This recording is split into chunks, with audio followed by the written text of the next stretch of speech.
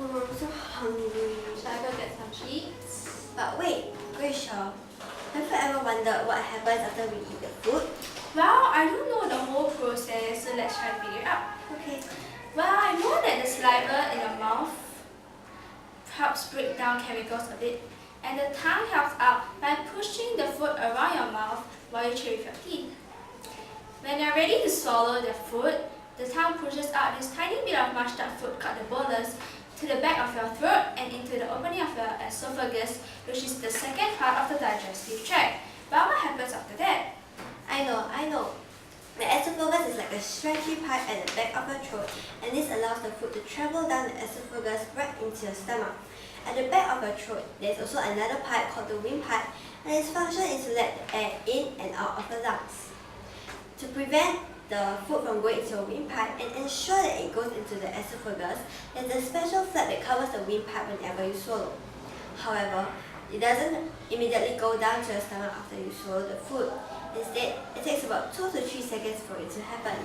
This is due to the waving action that the esophagus undergoes as it swallows the food. And then your stomach, which is attached to the end of your esophagus, is like a stretchy sac shaped like the letter J. It has mainly 3 important jobs, which is to store the food you've eaten, to break it down into a liquidy mixture, and lastly, to slowly empty this liquidy mixture into your small intestine. The stomach is like a washing machine which churns and mashes these small balls of food into smaller and smaller pieces. It does this with the help from the strong muscles found in the stomach's walls, which is also where your gastric juices are found. In addition to breaking down food, gastric juices also help kill bacteria in your eaten food. But what happens after that? Oh, I remember.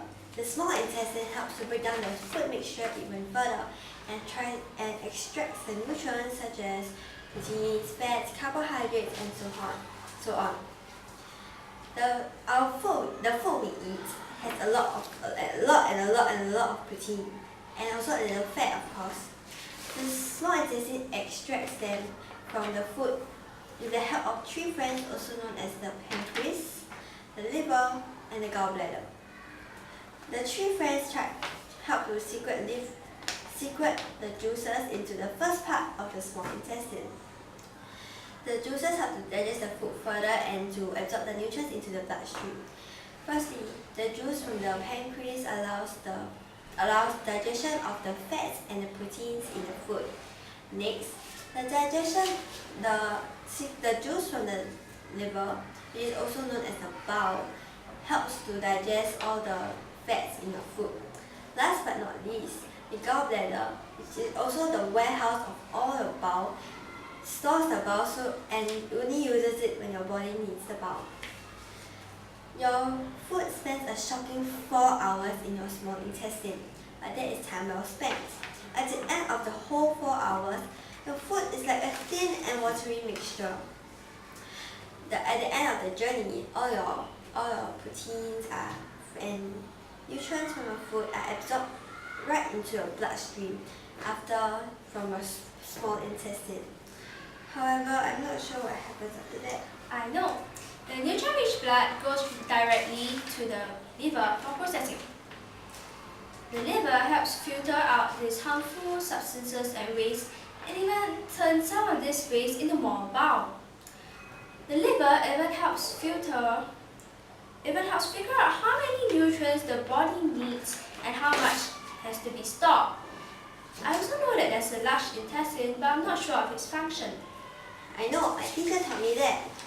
After most of the nutrients from your food have been absorbed into your bloodstream, there are a lot of stuff left over, and most of this stuff has to be passed out of the body as it is not needed by the body anymore. Therefore, it passes through the large intestine, and which is also known as the colon. This part helps to absorb the last of the water and the food nutrients that it needs. And as the water gets removed from the food mixture, it will get harder and harder as it turns into a solid. Yet it's poop. The large intestine will then push your poop right into your rectum, and it stays in your your rectum until you need to go to the bathroom, and to pass out the solid waste, you will push the solid waste through your anus. Yeah, figure it out. High five. Shall I go get some cheese? Okay, good. Yeah, very